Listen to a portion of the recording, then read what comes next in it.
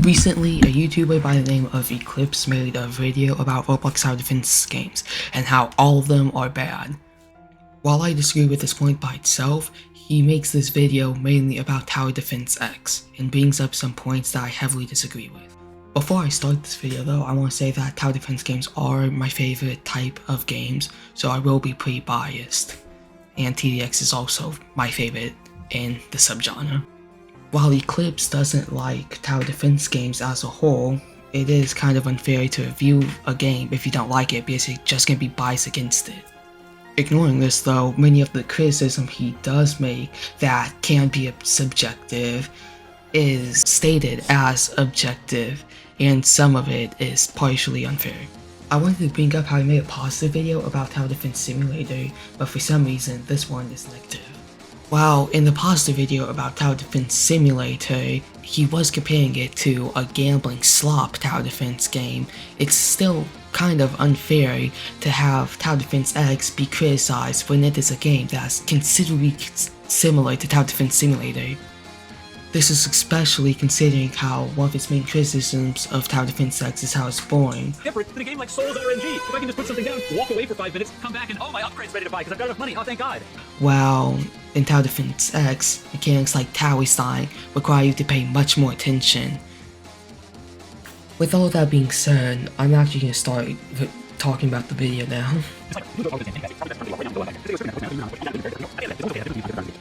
He says this a minute or two before he's saying how one type of game is subjectively better than this type of game. I hate tower defense games. Even though this was a requested game, why are you making reviews on games you know you are going to dislike? Over the course of this channel, I've covered a couple tower defense games. I know I covered one a long time ago that was a really crappy anime tower defense game, and I know that I covered another one called Tower Defense Simulator not too long ago, all things considered, and during both of those videos on those tower defense games, I tried my absolute best to remain as objective as possible, because at the end of the day, I see myself as a critic in some capacity, and because of that, I need to set my subjective opinions on games aside to look at things objectively most of the time. Then what's different about Tower Defense X? Once again, a really positive review was made about Tower Defense Simulator, while Tower Defense X, he just makes the whole video about his opinions. And it's very hard to tell what he's trying to say is in his opinion and is subjective. That said, ever since I did that Tower Defense Simulator video, I get people constantly requesting tower defense games. It is the biggest mistake that I ever made. And the most requested tower defense game that I get all the time is Tower Defense X. Or I'm sorry, Tower Defense X Beta. But we'll get into that. He's gonna bring up about how the game is not completely finished and try and use that against the game. Either way, I got a whole lot of people coming to me and telling me, hey, Eclipse, Tower Defense X is the best tower defense ever. It's so much fun. It's so much better than Tower Defense Simulator. You really gotta play it. This thing's really something special. And as I'm sure you can probably guess by the fact that I'm on here talking about how much I hate tower defense games, that was not the case. I'm over it. And as of going forward, I will no longer be taking tower defense game requests. This part of the video shows that he really does not like Tower Defense X, but it's kind of unfair though, because he talks about how he likes Tower Defense Simulator a lot, but he never explains the difference of why he likes Tower Defense Simulator instead of Tower Defense X. I am not playing any more tower defense games, because to put it simply, as I already said, I hate these games. If you're heavily biased against tower defense games, then what's the point of making this video? If you don't want to make it, then just say a statement how you're not going to review any more tower defense games instead of grabbing this one specific tower defense game to trash on it. I'm sorry, I can't put my subjectivity aside anymore. I just can't do it. Not after playing this one. These games are so astronomically boring that I can't even fathom why people play them. I don't get it. So rather than doing a big video on Tower Defense X, we're gonna do a hybrid video of a video on Tower Defense X as well as a video on why I can't stand tower defense games and I'm not playing them anymore. Unlike his review of Tower Defense Simulator, for this game, he has his completely subjective opinion, which I find really unfair for a review of the game. First of all, let's talk about the fact that in tower defense games, the game plays itself. I hesitate to even call tower defense games games because so much of it is just doing something and then sitting back and watching everything else happen for you while you don't do anything involved. And I already know there's gonna be some moron that goes to the comment section of the video and they're gonna be like, but Eclipse, you said that you like real-time strategy games and they're so similar to— No, they're not. They're not even the same stratosphere as each other. In an RTS game, you need to keep track of so many different things. Your economy, as well as where each of your units are being, the control groups that your units are under, keeping up your macro to make sure that all of your units are coming out on time and being able to support your armies, the micro when it comes to your abilities on your units as well as any hero units if those exist in the game that you're playing. In a lot of these games, the large grand scale of things on whether or not it's a good idea to just try to retreat from the battle. This sounds very similar to Tower Defense X though. You have to keep track of your units, where they are placed, their abilities, their upgrades, and their cost. While there are some stuff in a real-time strategy game which I don't really know examples of, but That is very similar to TDX by what he's saying. There is a million things that make RTS games infinitely better than a tower defense game. I looked up what an RTS game is on Wikipedia, and it still seems very similar to tower defense games, where in real time you have to actively place and manage stuff. The only difference is in RTS games you are doing more than just preventing enemies from reaching a base. So I can't see how you would like an RTS game more, but that doesn't make it objectively better than a tower defense game because they play in, like you said, pretty different ways. In terms of Tower Defense X itself, I probably spent roughly 50%, if not more, of my gameplay not actually doing anything and just standing around waiting for my money to go up so that way I could buy certain upgrades. If he's struggling to get money to upgrade his units, then why doesn't he skip the wave? It would make the next zombie spawn faster so he can get more money and give him a wave bonus while also making the game go by faster. If there's nothing to do, then skip the wave.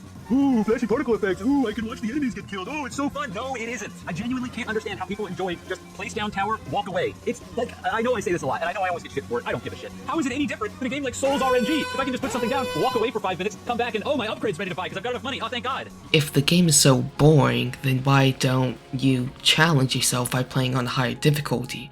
If you don't have the units to play on a higher difficulty, then why don't you try a new map or possibly turn the game speed up, which if you're in multiplayer you can instead just skip waves faster than you are, because I have not seen him skip a single wave, which would give him an actual challenge while also fixing his issue of not making enough And some money. people are gonna crawl out of the woodworks and they would be like, well, Eclipse, at higher difficulties, you can't do that. You can't just walk away. You need to constantly micromanage X, Y, Z, and the other. And I would say to that, first of all, no you don't in half of these games. Although he says half of these games, and it possibly doesn't apply to Tower Defense X, he still shows footage of Tower Defense X in the background, which does imply that. And second of all, if it takes me 12 hours to get to the point where I have enough stuff in order to even play those game modes, then it doesn't matter. It doesn't take 12 hours, and it definitely wouldn't if you would actually skip the waves.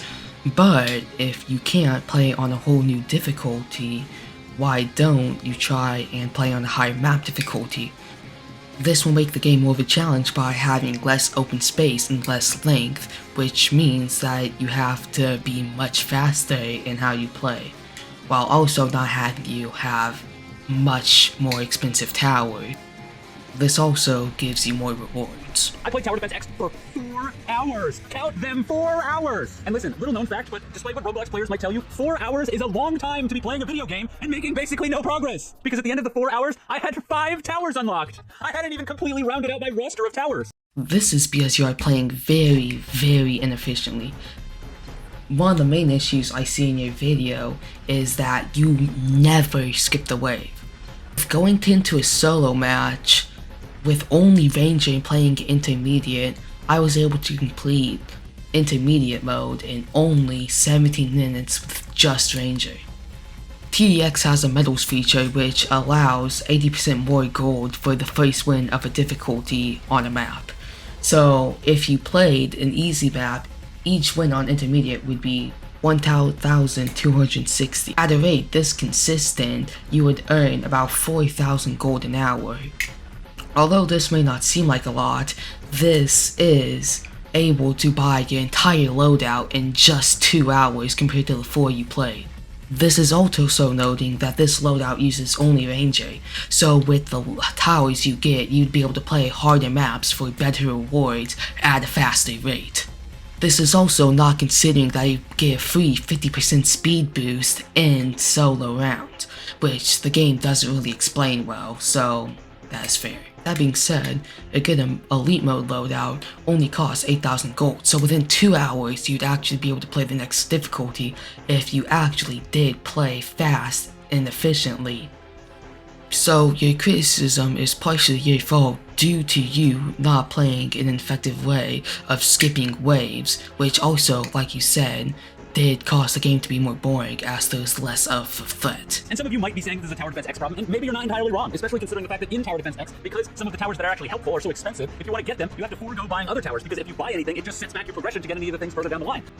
Although you may not be able to buy the next huge tower, there are plenty of cheap towers that are very effective and will definitely make the progress towards getting those expensive towers much more faster, while also being very effective even after you get the next big tower you're looking for in most cases. So you're just sort of stuck. It's a no-win scenario. You either nickel and dime yourself as you get up there to make sure that you actually have towers worth the damn, or you save up everything and remain nerfed using the same shitty stuff for hours and hours and hours. Take your pick. None of it is good. But either way, if I have to sit here for 4 hours and still not even get to the point where I have the good enough towers to take on any of these harder modes, You would have the towers, all you have to do is just start skipping the waves.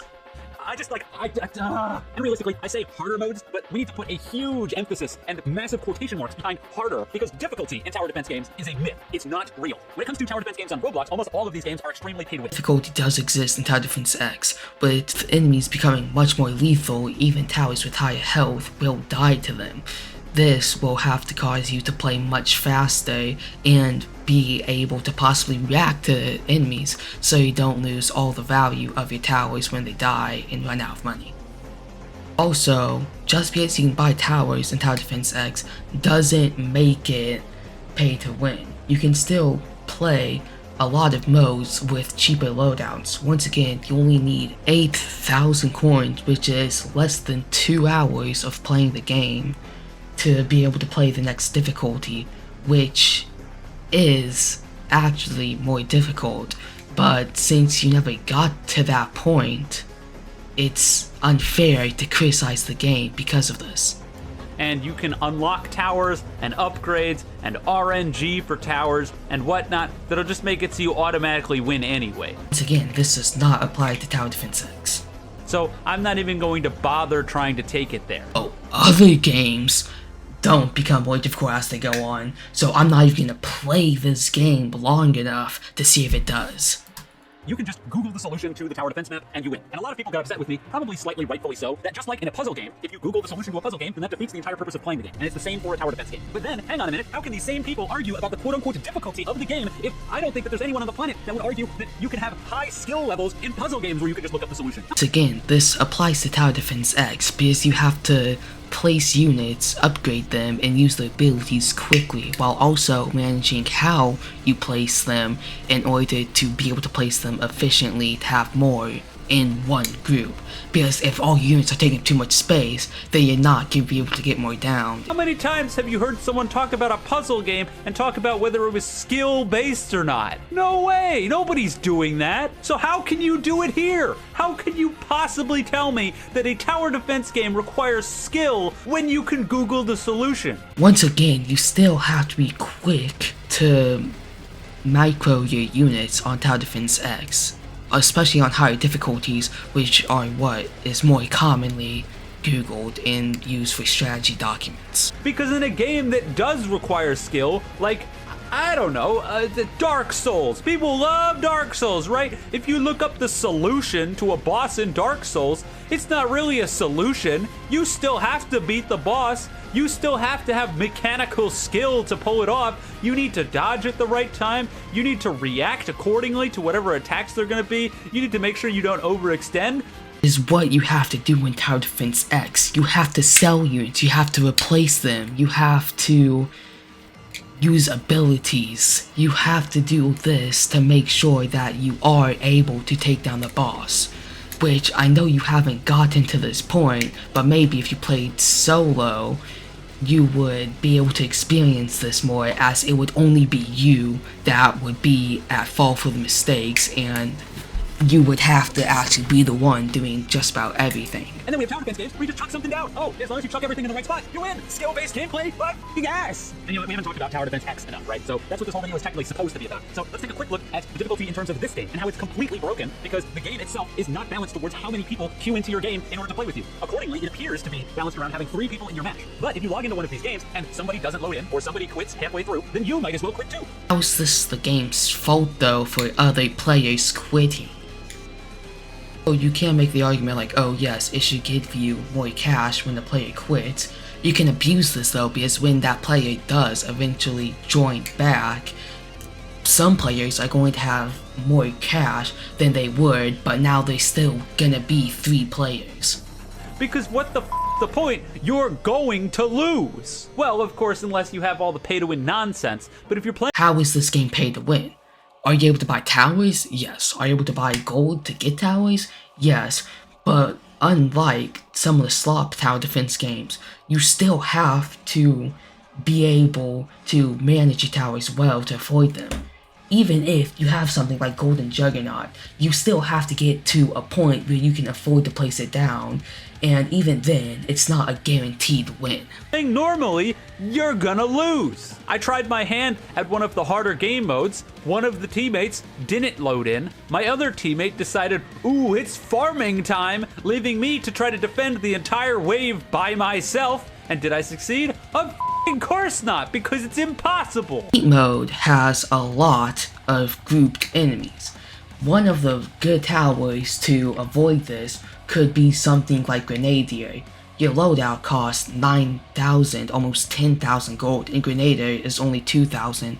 So it truly isn't out of the possibility to get Grenadier, which is great against hordes, because your loadout really does not have much crowd control at all. You would think that the game would be balanced around how many people you had when it started, maybe reduce or increase the enemies based on how many people you have, but no, they don't bother with that. Placement limit and income is changed by this, so yes, it would also change how well you are able to handle hordes. Once again, Elite mode has a bunch of groups of enemies. I'm not sure if Advisor states this, but even after just playing it once, you will notice how many enemies there are, which will give you the opportunity of buying something like Grenadier, Missile Trooper, or even using Shotgunner would be good because of his spread. And in terms of matchmaking, I gotta give them a little bit of credit here. The matchmaking in this game is probably better than in most of these other games that I've played. You matchmake based on difficulty, it throws you into 3 people, and then you vote for the map instead of putting you in this weird awkward hub menu where you have to like walk onto teleporters and shit. I always found that crappy, and so I'm glad that there's something, and there's some people doing something different here. Now, there was an issue that the second that the matchmaker gets to 2 minutes long, it just immediately cancels itself. No idea what's going on with that, but you know, it is what it is. And I suppose I can also say that the idea of the barracks item is pretty interesting, having enemies that have to fight against your guys that follow on the opposite side of the track towards the enemy spawn. I don't think I've seen that before, so I mean, I guess that's kind of neat. It's not like it changes the gameplay loop at all or makes anything more interesting. Tower with a mechanic that isn't very like other towers does actually make the gameplay different. Although you still place it down like other towers, it still behaves in a different way and you have to manage it like a different way. I think it's still just as excruciatingly boring, but at least it's something different. But here's my chance, because I mentioned it earlier, and I'm gonna be mentioning it again. This wasn't just Tower Defense X. This was Tower Defense X Beta. Oh, it's a beta. That means it's immune to criticism. How the is this a beta? Seriously, what is the difference between this current version and the version of the game that's going to be fully released? I'll name a few differences. Likely PvP mode, Nightmare mode is coming this summer, multiple new towers, and many other quality of life features in the future. Yes, this game is going to be very different. Although you bring up battle passes, you have not played the modes that they are on. These modes, which is also in the matchmaking menu, allow you to have a selected loadout so you can play these event modes with a loadout that isn't yours, but you can still play the modes and they are a good way to get gold, which you are clearly struggling with. One of the main points of them bringing this back was to help the new player experience. Doing it for a long time, but I've been resisting the urge because I didn't want to piss people off. But at this point, I don't give a shit. If you like Tower Defense games, if you didn't take the disclaimer at the beginning of the video seriously, you watched all the way up until this point, you're gonna leave your hate comment. I don't care. I hate these games. They suck. I'm not gonna be playing them anymore. End of story. Say this if your review is going to be heavily biased and, as you say, is in your opinion, then why are you saying everything as if it is objective? And why are you making a heavily biased video? It just makes the review a bad review, as it's not about the objective quality of the game, but it's about how much you like it, which you don't. So why make it? Where his video ends. Yes, he is allowed to not like Tower Defense games, but I just find how he is making a heavily biased review and stating things that are subjective as objective is really unfair, especially since he isn't playing the game fast and efficiently like he can, but is trying to blame it on the game when the skip wave button is right there.